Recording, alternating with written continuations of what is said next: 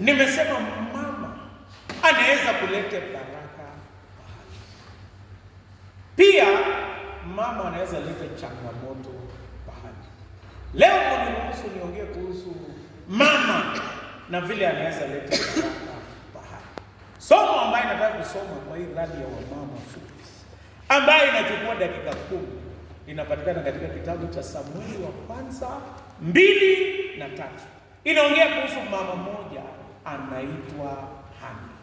Hana alikuwa mama wa baraka. Na alikuwa mama wa baraka namna gani?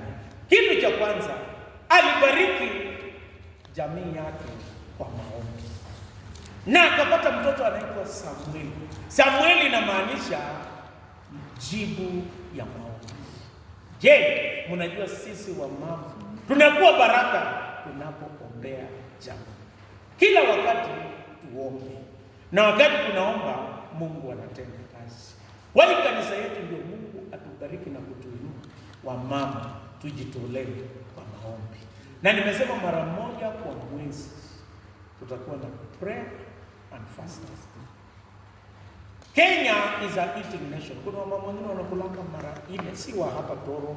Bali pengine kuna wengine wanakulanga mara 4 kwa siku. Kuna wengine wanakula mara 6. Wauza chai kihesabuliwa, lakini si nyinyi. Naongea kuhusu wengine, si nyinyi. Mapoto kale. Hii maneno haiwahusu, lakini mara moja kwa mwezi kama tutaweza kufunga kutokea saa 1 mpaka saa ya lunch, lakini maombi yetu itakuwa wana. Kwa maombi Hana alibariki jamii. Hata sisi tubariki hii kanisa kwa kuhusika na maombi. Na Mungu akijibu anajibu na anakutana na mahitaji yetu. Jambo la pili, Hana alikuwa wa baraka. Kwa nini? Kwa sababu alipeana kwa nyumba ya Bwana. Yeye alibarikiwa na mtoto anaitwa nani? Samueli. Akasema vile Mungu umenibariki, umeniondolea aibu na kuchekelewa, Mungu mimi nitakutolea kanisa. Wakati mwingine kama mama, wakati mwingine Mungu amekuongoza kupitia kwa changamoto na mambo mengi, usisahau kujitolea kanisa. Sio tu kwa kutoa sadaka, hata kuhudhuria mikutano ya wamama rallies. Tuko na rallies ambao tumepanga. Na tulipokaa kwa PCC tukaangalia ni vizuri tupange ndio tusichanganyane. Tukaweka kuwe na wiki ya wamama. Hata kama haitafanyika rally tujue wiki ya 2 ama ya 3 ni ya wamama. Na pia nitawaachia mtaangalia wiki ya prayer and fasting. Kwa wiki ya kwanza kwa mwezi ama nitakuwa tu Jumamosi. Wale ambao wataweza tutaomba pamoja.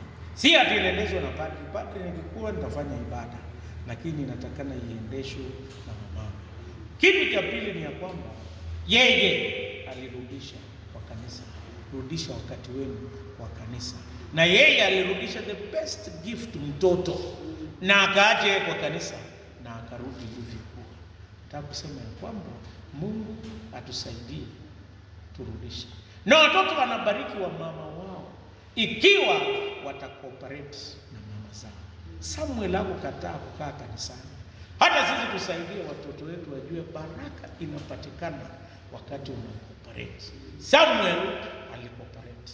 Sisi tunaweza kuwashauri wakati watu wanakooperate kama Samuel, baraka ilikuwa kwingi. Kitu cha tatu, mama analeta baraka akiwa na ndoto, hata kama hawezi fikia. Huyu Hana alipenda kukaa kanisani. Hata siku moja aliomba mpaka kuhani mkuu akafikiri mlevi. Yeye alitamani angeishi kanisani, lakini haikuruhusiwa kwa mama.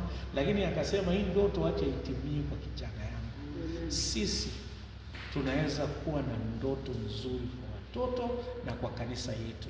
Mwaka huu tuwe na ndoto nzuri. Na hata wakati tumesikilizana tutoe kwa ajili ya siku hiyo ya wamama, tutimize ndoto. Ndoto yetu mwaka huu ni ile deni ya 5,000. Nasikia kuna deni imekuwa current, imekuwa ya muda mrefu. Na hata unajua sasa mimi nilikuwa kwa diocese, najua saa zingine hata hauelewi iliendaje. Hata kama mlituma hiyo pesa ijulikane ilikuwaje, tafadhali Mungu atusaidie ndoto tuondoe hiyo. Na Mungu akitupa ndoto yetu, sisi wa mama tukiwa na ndoto kwa kanisa hili, itakuwa tuwe na ndoto ya kanisa kubwa, ya kanisa ambayo inakuwa na kanisa inayoendelea. Jambo la mwisho ni kwamba mama akitaka kuinua jamii na kanisa anainua. Huyu Hana akasema, Mungu umeniinua kutoka mavumbini, umeniweka juu. Tunaomba ya kwamba Mungu atatutumia sisi mwaka huu tuinue kanisa letu kutoka pahali ambapo tuko kwenda mbele. Mungu wa amani awabariki. Leo mmekuja kwa wiki, ni kwa English service tu peke yake ndio mama wanalemewa, hao ni wachache, lakini hata mkibakia hapa ni sawa. Lakini leo tumeongezeka na mama mmoja mgeni, hata hayuko kwa rekodi yetu, na akasema anataka kutoa shukrani na pasha apewe. Tunaendelea hivyo. Ninaomba sisi wote tushirikiane. Mungu na viongozi wengi kwa kanisa, tushirikiane na tutimize ndoto. Mungu awabariki. Kwa jina la Mungu Baba, Mwana na Roho Mtakatifu. Amen. Basi hiyo sikutaka kusema